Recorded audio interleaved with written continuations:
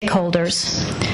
Then, halfway through our visit, in the wee hours of Wednesday, December 10th, we witnessed the appalling show of force by government forces who turned riot police, bulldozers, and tear gas on the Майдан demonstrators as they sang hymns and prayed for peace. Ukrainians of all ages and backgrounds flooded to the Майдан to protect it. Secretary Kerry wasted no time in expressing the United States' disgust at this decision of the Ukrainian government, and by morning the riot police had been forced to retreat. Later that same day, I spent more than 2 hours with President Yanukovych. It was a tough conversation, but also a realistic one. I made absolutely clear to him on behalf of the United States that what happened December 10th, and more generally what has been happening in security terms, is absolutely impermissible in a European state, in a democratic state. But I also made clear that the United States believes there is a way out for Ukraine, that it is still possible to save Ukraine's European future, and that that is where we wanted to see the President lead his country. And that was going to require immediate steps to de-escalate the security situation and immediate political steps to end the crisis and get Ukraine back into a conversation with Europe and with the International Monetary Fund. As you all know, and as I'm sure you just heard from Anders and other colleagues, Ukraine's economy is in a dire state, having been in recession for more than a year and with less than 3 months' worth of foreign currency reserves in place.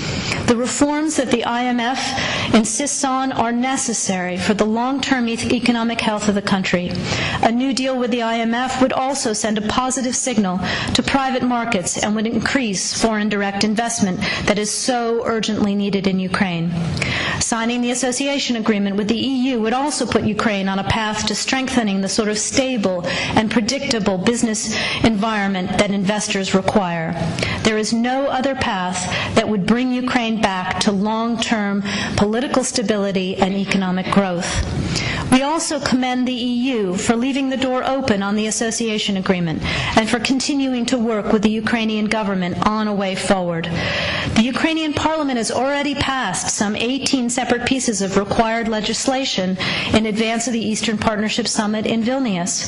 Although that was a missed opportunity, it would be a huge shame to see 5 years' worth of work and preparation go to waste if the AA is not signed in the near future.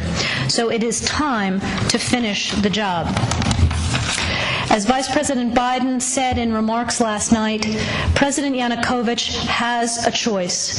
He can choose the path that leads to division and isolation, or he can take a leap and take immediate, tangible steps to defuse his country's crisis and start a genuine dialogue with the opposition and agree on a path that returns Ukraine to economic and political health. While these are challenging times in many ways, we also can't lose sight of the fact that this is a time for great optimism as well. You only have to be on the Майдан to feel the energy, to feel the hope of Ukrainians coursing through the center of Kyiv and across the country. People are engaging because they know they have a stake in the future of their country. We see energy, we see optimism that simply didn't exist in Ukraine 20 years ago. People are of all ages, of all classes, of all walks of life, are taking ownership of their future and coming out into the streets to demand a European future. They're doing so peacefully, with great courage, and with enormous personal restraint. Since Ukraine's independence in 1991, the United States has supported Ukrainians as they build democratic skills and institutions, as they promote civic participation and good governance, all of which are preconditions for Ukraine to achieve its European aspirations. We've invested over $5 billion to assist Ukraine in these and other goals that will ensure a secure and prosperous and democratic Ukraine. Today, there are senior officials in the Ukrainian government, in the business community, as well as in the opposition, civil society, and the religious community who believe in this democratic and European future for their country. And they've been working hard to move their country and their president in the right direction. We urge the government, we urge the president to listen to these voices, to listen to the Ukrainian people, to listen to the Euromaidan, and take Ukraine forward. The support of the people in this room is absolutely essential.